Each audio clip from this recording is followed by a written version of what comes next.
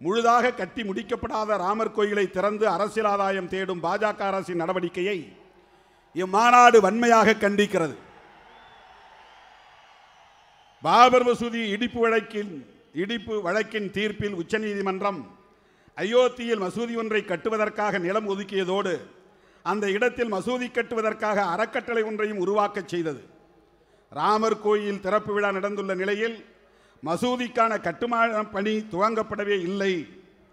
உச்சநீதிமன்ற ஆணையின்படி மசூதிக்கான கட்டுமான பணிகளை மேற்கொள்வதற்கு உரிய நடவடிக்கைகளை எடுக்க வேண்டுமென இந்திய ஒன்றிய அரசை இம்மாநாடு வலியுறுத்துகிறது.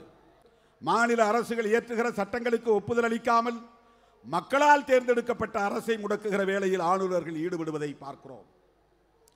மாநில அரசுக்கும் ஒன்றிய அரசுக்கும் இடையில் ஆளுநர் என்ற பதவி எந்த விதத்திலும் தேவையாக இல்லை. எனவே ஆளுநர் பதவியை ஒழிக்க வேண்டும் என்ற கோரிக்கையை தமிழ்நாடு உட்பட பல்வேறு மாநில அரசுகளும் தொடர்ந்து முன்வைத்து வருகின்றன. இந்தியா கூட்டணி ஆட்சி அமைத்ததும் இந்தியா கூட்டணி நம்முடைய அலையன்ஸ் விடுதலை சிறுத்தைகள் அங்கம் வகிக்கக்கூடிய இந்தியா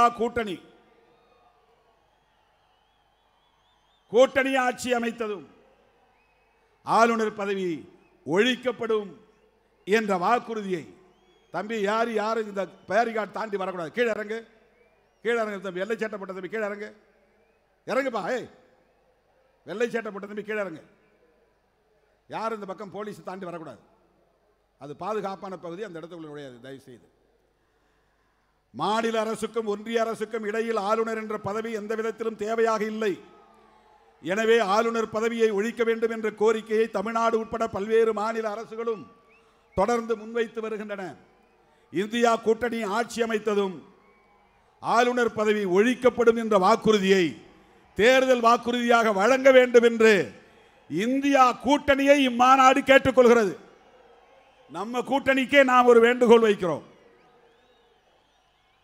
நம்முடைய கூட்டணிக்கே நாம் வைக்கிற வேண்டுகோள், இந்தியாவில் சாதி மத பாலின மேலாதிக்கத்தை எதிர்த்து ஜனநாயகத்தை காப்பாற்றுவதற்காக போராடி உயிர் நீத்த ஈகியருக்கும் கொடும் சட்டங்களின் கீழ் சிறைப்படுத்தப்பட்டு துன்பங்களை அனுபவிக்கும் மனித உரிமை செயற்பாட்டாளர்களுக்கும் மற்றும் நமது கட்சியின் முதன்மை செயலாளர் தோழர் ஒஞ்சை அரசன் உள்ளிட்ட பல்வேறு நிலையில் பொறுப்புகளை வகித்து அண்மை காலத்தில் உயிர் நீத்த தோழர்களுக்கும் இம்மாநாடு வீர வணக்கங்களை செலுத்துகிறது. அவர்களது லட்சியங்களை முன்னெடுக்க இம்மாநாடு உறுதியேற்கிறது. பகுத்தறிவு பகலவன் தந்தை பெரியார், புரட்சியாளர் அம்பேத்கர், பெருந்தலைவர் காமராஜர் ஆகியோரது கொள்கை வழியில் இந்த மண்ணில் சமத்துவத்தை நிலைநாட்ட தம் வாழ்நாள் முழுவதும் பாடாற்றி இந்த ஆண்டில் 100 காணும் பேராளுமைகள் முத்தமிழறிஞர் கலைஞர், ஐயா எல் இளைய பெருமாள், அன்னை சத்தியவாணிமுத்து ஆகியோருக்கு இம்மாநாடு வீர வணக்கத்தை செலுத்துகிறது.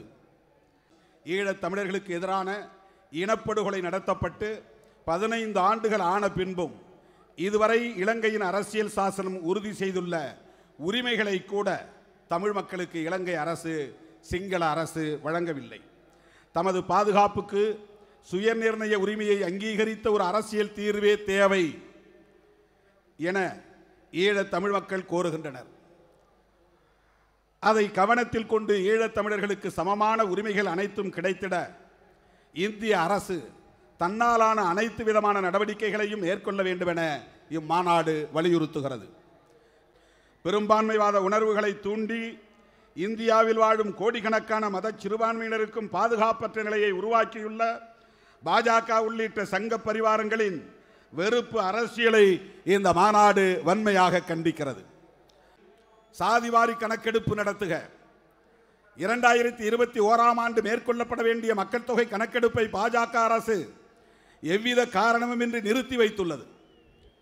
சாதிவாரி கணக்கெடுப்பு மேற்கொள்ளப்பட வேண்டும் என்ற கோரிக்கையை ஏற்பதற்கு அச்சப்பட்டுத்தான் மக்கள் தொகை கணக்கெடுப்பை பாஜக அரசு நிறுத்தி வைத்துள்ளது. இதனால் மக்கள் நல திட்டங்களுக்கு ஒதுக்கப்பட வேண்டிய நிதி போதுமான அளவில் ஒதுக்கப்படாமல் கோடிக்கணக்கான மக்கள் பாதிக்கப்படுகிறார்கள். எனவே மக்கள் தொகை கணக்கெடுப்பு நடவடிக்கையை உடனடியாக மேற்கொள்ள வேண்டும் என்றும் அதனை சாதிவாரி கணக்கெடுப்பாக நடத்த வேண்டும் என்றும் இம்மாநாடு இந்திய ஒன்றிய அரசை வலியுறுத்துகிறது. சாதிவாரி கணக்கெடுப்பின் அடிப்படையில் schedule cost, schedule tribes, other backward classes பிரிவினரின் இடஒதுக்கீட்டின் அளவு உயர்த்தப்பட வேண்டும் என்றும் இந்த மாநாடு இந்திய ஒன்றிய அரசை கேட்டுக்கொள்கிறது. ஒரே நாடு ஒரே தேர்தல் திட்டத்தை கைவிட வேண்டும். இந்தியா முழுவதற்கும் பாராளுமன்றம், சட்டமன்றங்கள் அனைத்துக்கும் ஒரே நேரத்தில் தேர்தல் நடத்த வேண்டும் என்று பாரதிய ஜனதா கட்சி கடந்த 25 ஆண்டுகளாக சொல்லிக் கொண்டிருக்கிறது. 1999 2004 காலத்தில் வாஜ்பாய் பிரதமராக இருந்தபோது அப்போது துணை பிரதமராக இருந்த LK அத்வானி இந்த யோசனையை முன்வைத்தார். அத்துடன் நிற்காமல் இந்தியாவின் அதிபராட்சி முறையை கொண்டு வர வேண்டும் என்றும் பேசினார். இப்போது முன்னாள் குடியரசுத் தலைவர் ராம்நாத் கோவிந்த் தலைமையில் இதற்கென குழு அமைக்கப்பட்டு பொதுமக்களிடம் கருத்து கேட்கப்படுகிறது. தேர்தல் நடத்துவதால் ஏற்படும் செலவை குறைப்பதற்காகவே இந்த திட்டம் முன்மொழியப்படுவதாக சொல்லப்பட்டாலும் இந்தியாவில் அதிபராட்சி முறையை கொண்டு வருவதே பாஜகவின் நோக்கமாகும். நாடாளுமன்ற ஜனநாயக முறையை ஒழித்துவிட்டு அதிபராட்சி முறையை கொண்டு வர துடிக்கும் பாஜக அரசின் ஒரே நாடு ஒரே தேர்தல் என்னும் சதி திட்டத்தை இம்மாநாடு கண்டிக்கிறது. ராம்நாத் கோவிந்த் குழுவை கலைத்திடுமாறு ஒன்றிய அரசை இம்மாநாடு வலியுறுத்துகிறது. இந்த சூழலில் 2024 பொது தேர்தல் நியாயமாக நடக்கும் என்ற நம்பிக்கை முற்றாக தகர்ந்து விட்டது. எனவே 2024 பொது தேர்தலை இப்போதுள்ள முறையில் வாக்குப்பதிவு எந்திரத்தால் நடத்தக்கூடாது. 100% வாக்குப்பதிவு எந்திரங்களும் ஒப்புகை சீட்டு வழங்கும் எந்திரத்தோடு இணைக்கப்பட வேண்டும். தொகுதி மறுசீரமைப்பு முடிவுக்கு வருகிறது. அதன் பிறகு செய்யப்படும் தொகுதி மறுசீரமைப்பில் தமிழ்நாடு உள்ளிட்ட தென் மாநிலங்கள் பாதிக்கப்படும் என்ற அச்சம் இப்போதே வந்துவிட்டது. வட மாநிலங்களில் அதிகமான தொகுதிகளை உருவாக்கி அங்குள்ள தொகுதிகளில் வெற்றி பெற்றாலே ஆட்சி அமைத்துவிட முடியும் என்கிற நிலையை உருவாக்குவதற்கு பாஜக சதித்திட்டம் தீட்டுவதாக தெரிகிறது. இதனால் உத்தரப்பிரதேசம் போன்ற பெரிய மாநிலங்களைச் சேர்ந்தவர்களே பிரதமராவதற்கும் கேபினெட் அமைச்சர்களாக நியமிக்கப்படுவதற்கும் வாய்ப்பு ஏற்படும். இதன் OBC தலைவர்கள் என்ன செய்து கொண்டிருக்கிறார்கள்? ஒடுக்கப்பட்டோரை ஒடுக்குவதிலேயே கவனம் செலுத்திக் கொண்டிருக்காதீர்கள். இந்த அநீதியை பாருங்கள். இந்த அநீதி பற்றி கேட்டால் உயர் நீதிமன்றங்களுக்கான நீதிபதிகள் அரசியலமைப்பு சட்ட உறுப்பு 217 மற்றும் 224 அடிப்படையில் நியமனம் செய்யப்படுகிறார்கள். அதில் இடஒதுக்கீடு எதுவும் இல்லை என பாஜக அரசு கூறி தப்பித்துக் கொள்கிறது. இப்போது சொல்லுங்கள், பாஜக அரசு OBC இந்துக்களுக்கானதா உயர் சாதி இந்துக்களுக்கானதா என்பதை புரிந்து கொள்ளுங்கள். மோடியும் அமித்ஷாவும் OBC-யாக இருக்கலாம், ஆனால் அவர்கள் யாருக்கு சேவை செய்கிறார்கள் என்பதை புரிந்து கொள்ளுங்கள். மாநில அரசுகளின் நிதி தற்சார்பை முற்றாக அழித்துவிட்டது. GST வரி இழப்பை ஈடு செய்வதற்காக மாநில அரசுகளுக்கு அளித்த இழப்பீட்டையும் ஒன்றிய அரசு 2022ஆம் ஆண்டுடன் நிறுத்திவிட்டது. ஒரே வரி என கூறப்பட்டாலும் பல அடுக்கு வரிகள் போடப்படுகின்றன. அது மட்டுமின்றி செஸ், சர்சார்ஜ் என கூடுதல் வரிகளும் விதிக்கப்படுகின்றன. உலகில் எந்த நாட்டிலும் இத்தகைய கடுமையான வரி விதிப்பு முறை கிடையாது. இதனால் ஒட்டுமொத்த மக்கள் மிக மோசமாக பாதிக்கப்பட்டுள்ளனர்.